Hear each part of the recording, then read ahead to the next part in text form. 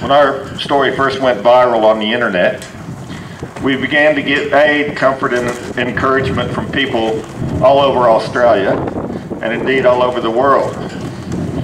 And then we began to hear similar stories from people that lost their life's work, their properties and livelihoods from a complicated myriad of bureaucratic power trips, water conservation notices, heritage listings, license conditions, abuse of Endangered Species Act. The list goes on and on and on. And this loss of property has destroyed a great many people's lives.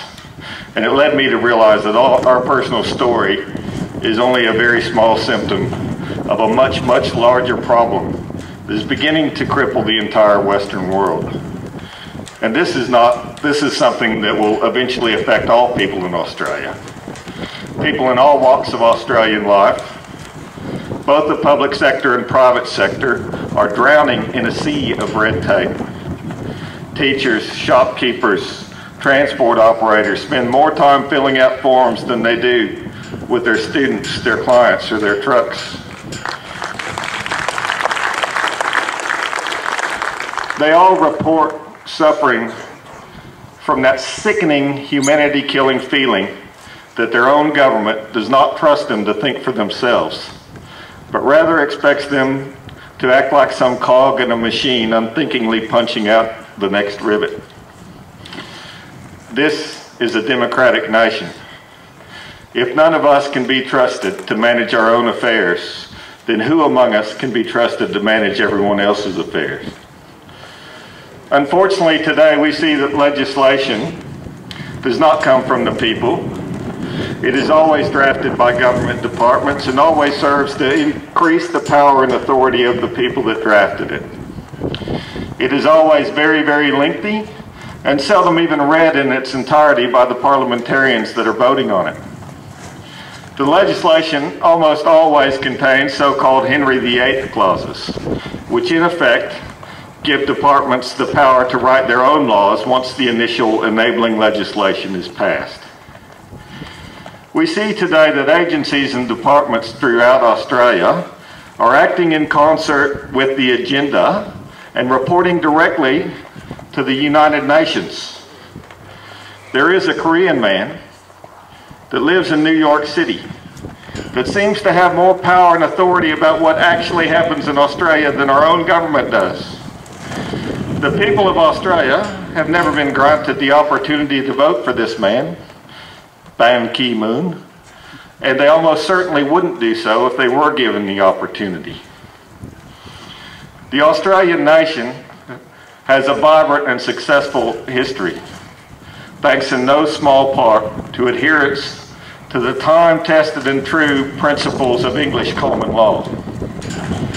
The departments, at the request of United Nations Agenda 21, are turning English common law on its head.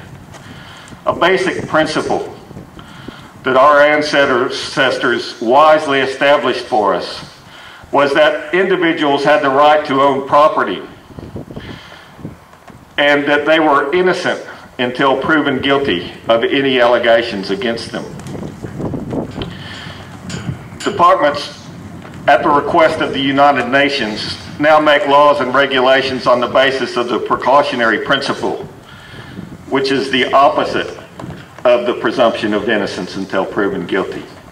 The precautionary principle says that government departments are justified in taking any action and restricting any use of land without any proof of wrongdoing of the owner of the land or any evidence whatsoever.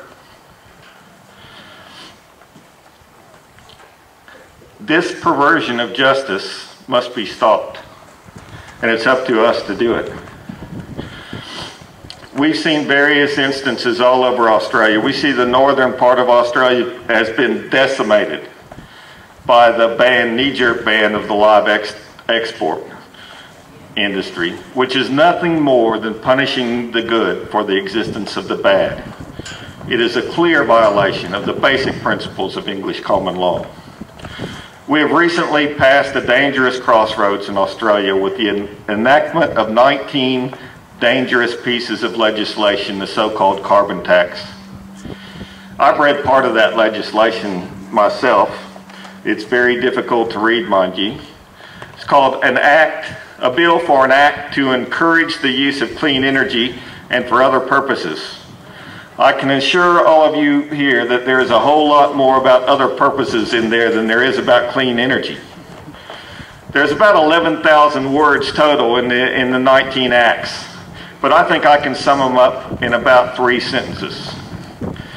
This is an act that takes the decision-making power over everything that is produced in Australia, who produces it, and how much they get paid for it, out of the hands of consumers and puts it in the hands of a small group of bureaucrats and investment makers.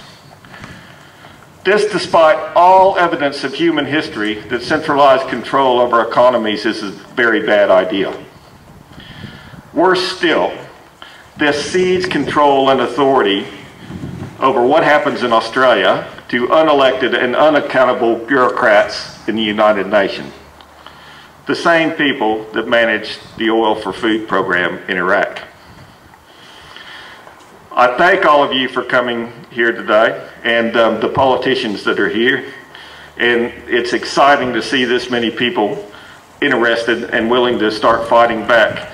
And I would urge all of you to continue to communicate both with your politicians and the media and let them know that in the Westminster system of democracy, if you're an elected politician, it is your basic function and purpose for being to protect the rights and liberties of the citizens of Australia.